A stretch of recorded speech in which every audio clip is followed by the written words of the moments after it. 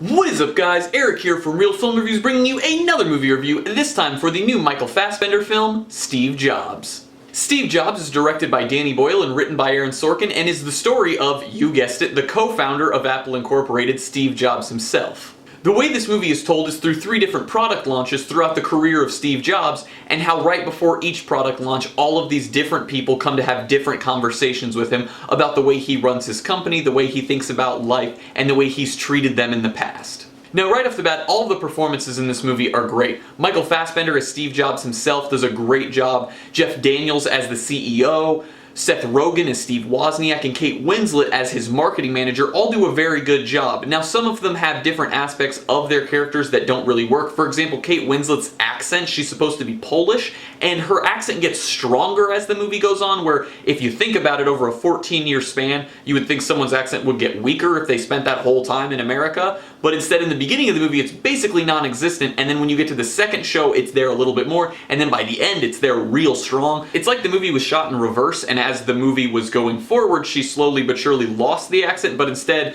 the movie was turned around, and then it started off with no accent and got stronger throughout the film. It's a small thing to dislike about the movie, but it was just kind of something that bugged me in the beginning because at the end her voice was basically completely different. The other things about this movie that it got right were the script honestly was pretty good. It's not as good as, say, The Social Network in my opinion. I think Sorkin chose an interesting way to go with this using 3 different product launches, but at the same time that's a con for this film to me, because even though each situation is very riveting and you are pulled into this life to see what's going to happen in these like 15 or 20 minutes before each product launch, it just felt kind of repetitive. I don't like to use that word because I think it diminishes the amount of skill that was put into writing this film, but in reality, each situation loses just a little bit more panache as you go down. The first one has all this energy buildup and all this stress, and then by the time you get to the second one, it's a little bit less, and then once you get to the third one, you're still very into the movie, but the stress just isn't there. Like, there isn't that dramatic feel because you've seen it twice before, so you can kind of expect what's going to happen. Now, as I said before, but I will say again, Seth Rogen and Jeff Daniels, to me, are very good in this film. Michael Fassbender, I feel like, gave a much quieter performance than I think most people were expecting. It was still a very good performance, but I don't think he's going to take the Oscar home for it or anything. He might get a nomination depending on what other performances happen this year and how good they are, but I think Rogen and Daniels, one of them, has a chance at getting a supporting actor nod for this movie because both of them were very good. I feel like they were the 2 characters that got that real Sorkin writing because they got those moments where they got to yell and get angry, and you got those like zingers that Sorkin is so good at writing in his scripts, and I just felt like maybe it was just Fassbender's delivery, and maybe that's how Steve Jobs would have delivered the lines that he was given that should have sort of had that sense behind them, but he was still very good in the film, and I think he has a chance at a nomination, but I don't see him winning. Fassbender changing his appearance was also very impressive in this film because he actually looked a lot more like Steve Jobs than I really thought he could because of the way he looks normally. He didn't have that like slim physique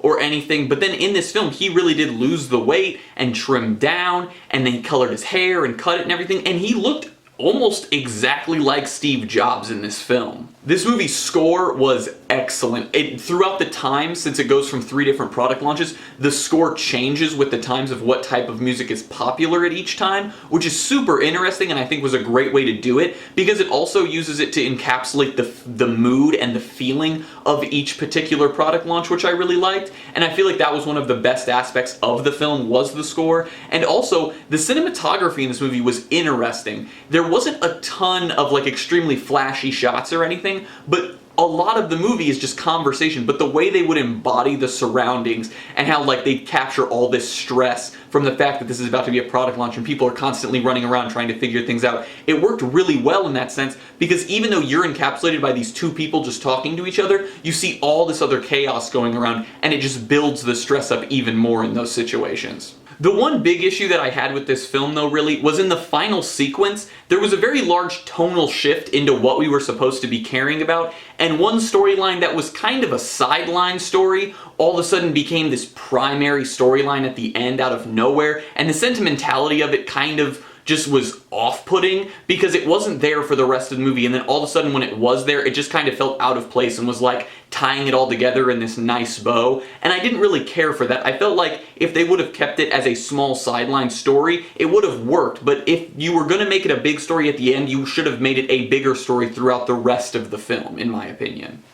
This movie was good. I don't know if it's going to go down as one of Sorkin's best films or Danny Boyle's best or anything, but it was a good film, and I think it did a much better job than the Ashton Kutcher version did, but I still don't think this movie was what The Social Network was in that sense, where The Social Network was something that encapsulated this pivotal character in my generation's time, and really in terms of the world, he encapsulated something, and that being Mark Zuckerberg, where this one you have Steve Jobs, who's even a more well-known person and even more famous, and yet in this one it just doesn't carry that same weight of him being this character that should have been able to get all of these people to think he was a genius and think he was this amazing human being, where with Mark Zuckerberg they were able to do that even though he was much more in the background than Steve Jobs ever was. I'm gonna give Steve Jobs a B+.